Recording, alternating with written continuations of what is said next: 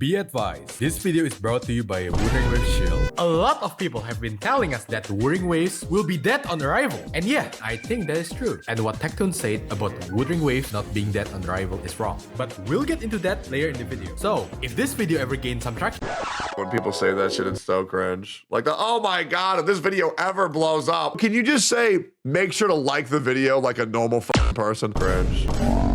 Okay, fine. Help my brother out by liking the video and drop a comment since it does help in the algorithm. So, I do think that Wuthering Waves is dead on arrival in certain perspective. So here's a funny story. A couple of days back, I posted this one video to YouTube and I got a lot of stupid comments. I kid you not, it is way worse than what I am showing you on screen. And most of those comments are always saying something in the lines of, number one, the compensation that the game gives out is just either bribery or damage control. I mean, if Kuro Games saying, yo, we are sorry for you to have experienced some bugs, here's some pulls to make up for it, it's bribery instead of coming up clean that, oh, I f***ed up, I am sorry, then I think your brain is not functioning properly. Number two, better rewards does not equate to a better game. While I do agree with better rewards does not make any game better, but here's a wake-up call for you. That free 5-star selector ticket is what we call a compensation, but that free Dr. ratio in Honkai is called a reward. While Genshin, on the other hand, gives chicken meat as their first anniversary reward, and 100 primos, which is less than a pull, as a bug compensation. Number three, buggy launch. My brother in Christ, do I really need to? Number 4. Wuwa seems desperate. No, they are not. They are listening and appreciating their player base. Number 5. Chinese players say so. Back to our main topic. Is Wuthering Waves dead on arrival? The answer really depends on who you are talking to. If you're talking to Genshin White Knight or Hoyo for Shill, then yes, Wuthering Waves is dead on arrival because it is not on the same success level as Genshin Impact, since it has performance issues and a lot of minor bugs. But here's what you need to know. Before calling that the problems I mentioned before caused the game to be dead on arrival, Kuro Games only had 2 projects before Wuthering Waves, which is Twin Tail Battleground as their first project and Punishing Grey Raven as their second project, which story just got good after chapter 27. While on the other hand, MiHoYo or Hoyoverse had made a total of 5 games before Genshin Impact: Fly Me to the Moon, Zombie Gal, Gun Girl Z, Honkai Impact Third, and Tears of Themis. Basically, what I'm trying to say here is that Kuro Games do not have the kind of money and experience that Hoyoverse has, and for your note, Wuthering Waves does not have the COVID bug, so there will definitely be way less people playing the game on launch compared to Genshin. And with all that, you should be able to answer the question, is Wuthering Waves dead on arrival? The answer is both yes and no. If you say no, then you're definitely an intelligent human being, so you should press that subscribe button. If you say yes, I think that you don't understand what does the word dead on arrival means, and you are a retard!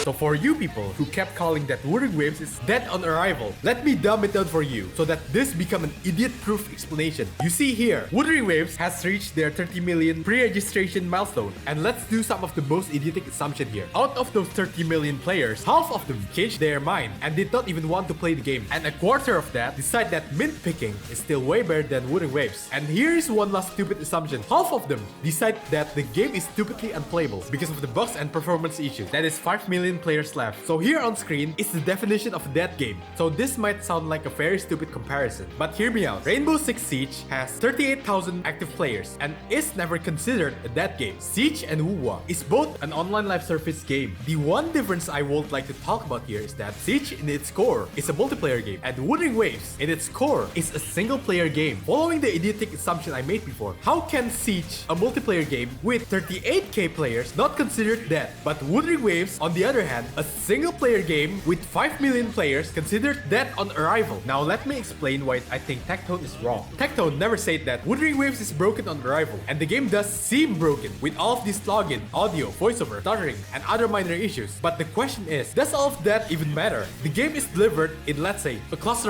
of a state. For some people, yeah. But me personally, I never had the slightest thought that all of this is a game-breaking issue because wuwa is still a playable game even in its current state. I know for sure that you have heard about this game called Cyberpunk by CDPR because it's such a meme. That game was stuck in development for 9 years long. It came out with tons of bugs and cars that can dive underground combust, explode, and killing you in the process, which makes it unplayable to a lot more people than Wuthering Waves. And that is what Dead on Arrival is supposed to be. Now, before you call me stupid in the comments, I'm well aware that WoWa, Cyberpunk, and Siege is 3 totally different games and are even made by different companies. But Cyberpunk and Siege managed to become a really good game after a lot of patches and updates. Now, try to notice the patterns here. What does the dev team of all these 3 games have in common that Genshin doesn't even have? If you have a decently functioning brain, you should be able to figure this out in 5 seconds.